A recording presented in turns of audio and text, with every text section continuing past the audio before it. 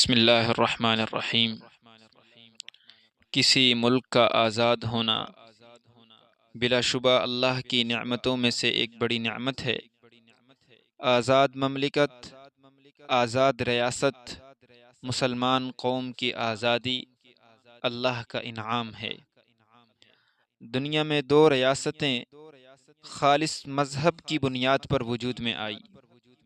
ایک اسرائیل، جس کا مذہب یہودیت ہے، اپنی پیدائش سے لے کر آج تک وہ یہودیت پر قائم ہے، اور انتہا پسندی کے درجے تک وہ اسی یہودیت کے اندر اپنا نظام، چاہے وہ نظام معیشت ہو، نظام تعلیم ہو، معاشرت ہو، اور چاہے اس کی داخلی اور خارجی ساری کی ساری پالیسیاں، وہ اسی یہودیت اور یہودی مذہب کے ارد گرد ہیں اور اسی پر قائم اور دائم ہیں۔ اور دوسری ریاست ہمارا ملک عزیز، وطن عزیز ملک پاکستان ہے۔ پاکستان کی آزادی کی خاطر لاکھوں لوگوں کا خون بہا۔ جب اس کی آزادی کا وقت قریب آ رہا تھا تو گلی کوچوں میں یہ نعرہ لگتا تھا، بن کے رہے گا پاکستان، بٹ کے رہے گا ہندوستان۔ پاکستان کا مطلب کیا؟ لا الہ الا اللہ۔ لا الہ الا اللہ یہ نعرہ تھا، اور لا الہ الا اللہ ہی ایک ایسا نعرہ تھا جس میں ساری برادریاں، ساری لسانیت، ساری علاقائیت کے بت گرا کر اسلام کی وحدت پر تمام مسلمانوں کو متحد کیا تھا۔ اور اس نعرے کا پیغام یہ تھا کہ ساری قوم اسلامی اخوت کے خوبصورت سانچے میں ڈھل کر باہم شیر و شکر ہو جائے گی، اور ایک آزاد ریاست حاصل کر کے اسلامی احکامات کے مطابق زندگی گزارے گی۔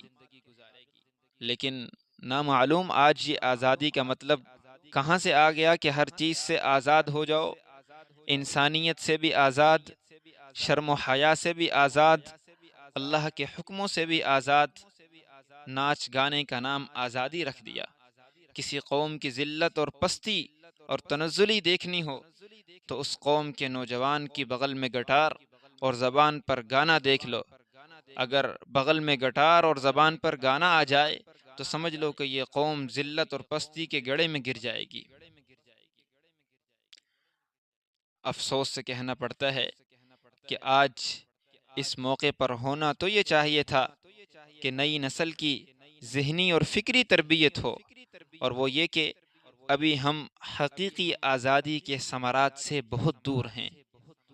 انگریز نے غلامیت کی جو گندگیاں ہم پر مسلط کی تھی، آج بھی ہم اس کے نتائج بھگت رہے ہیں۔ خانہ جنگی یہ نتیجہ ہے اسی ذہنی غلامیت کا، اور فرقہ واریت اور خاص کر مغربی نظام تعلیم نے پورے وطن عزیز کی بنیادیں کھوکھلی کر رکھی ہیں۔ بدقسمتی سے آج ہم اس مقصد حقیقی سے دور ہوتے جا رہے ہیں۔ آج جہاں خانہ جنگیاں ہیں، ملک پاکستان فرقہ واریت کی لپیٹ میں ہے، اور ایسا جاگیردارانہ نظام ہے کہ جس کا نتیجہ یہ ہے کہ معاشرے کا ایک طبقہ اتنی دولت رکھتا ہے کہ اس کے کتے اور گھوڑے بھی وہ کھاتے ہیں، جو بیان کے قابل نہیں، اور دوسری طرف ایک غریب ایک نان کا بھی محتاج نظر آتا ہے۔ یہی وہ ظالمانہ نظام ہے کہ جس کے نتائج آج وطن عزیز کا مسلمان بھگت رہا ہے، اور اس کے اثرات سے ہم سب دل برداشتہ ہیں۔ اور یہ وہ اثرات ہیں جو اس غلامیت کے دور سے چلے اور پھر ان کی آبیاری کی جاتی رہی، اور آج اس وطن عزیز میں ایک تن آور درخت بنا ہوا ہے۔ ایک طرف خانہ جنگیاں اور فرقہ واریت اور سرمایہ دارانہ نظام کے دولت کا بہاؤ سب کا سب ایک طرف ہے، اور ایسا ظالمانہ نظام ہے کہ جس میں غریب کے لیے عدالت میں انصاف کا ملنا مشکل ہے۔ اسلام کا خوبصورت عادلانہ نظام ایسا مبارک نظام تھا، سبحان اللہ، جہاں ریاست میں رہنے والا ہر انسان اس کے ثمرات اور اس کے منافع اٹھا سکتا تھا۔ آج یوم آزادی کا یہ سبق ہے ہم سب کے لیے کہ ابھی ہم حقیقی آزادی کے ثمرات سے بہت دور ہیں۔ جس مقصد کے لیے یہ وطن عزیز حاصل ہوا تھا وہ مقصد ابھی بہت دور ہے۔ یقیناً بلا شبہ ہم اس بات کو تسلیم کرتے ہیں کہ اللہ نے ہمیں ایک آزاد خطہ دے دیا، لیکن ظاہر ہے کہ ہر مسلمان یہ سمجھتا ہے کہ آزاد خطے کا مقصد صرف زمین کا ٹکڑا مقصود نہیں تھا، بلکہ مقصد یہ تھا کہ ایک اسلامی زندگی ہو، اسلامی معاشرہ ہو، اسلامی نظام تجارت، اسلامی نظام معیشت، اسلامی نظام تعلیم۔ یہ مقصود تھا کہ زندگی کے ہر شعبے میں اسلام کے احکامات زندہ ہوتے اور وطن عزیز کا باشندہ اس کو پوری زندگی اسلام کے دائرہ کار میں رہ کر اپنی آخرت کو بناتا اور آخرت کے ہمیشہ کے انعام کا مستحق بنتا۔ یہی یوم آزادی کا سبق ہے کہ ہم اپنی ذہنی غلامیت سے نکلیں۔ کیا دور غلامی اور دور آزادی دونوں کا آپ موازنہ کیجئے۔ غلامی کے دور میں جو مشکلات اور پریشانیاں تھیں، کیا آزادی حاصل کرنے کے بعد ان سے چھٹکارا مل گیا؟ آزادی سے پہلے انگریز مسلمانوں کی دنیا و آخرت تباہ کر رہے تھے اور ہندو مسلمانوں کا خوب خون بہاتے تھے، اور آج کیا ہے؟ مسلمان کا گلا کاٹ رہا ہے۔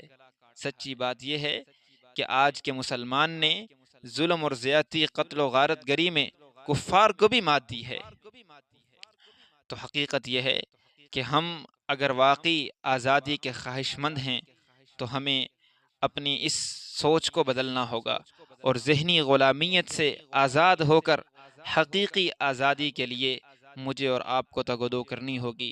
اللہ سے دعا ہے کہ ہمیں ملکی آزادی کے بعد حقیقی آزادی بھی نصیب فرمائے اور اپنے فضل سے ملک پاکستان کی حفاظت فرمائے۔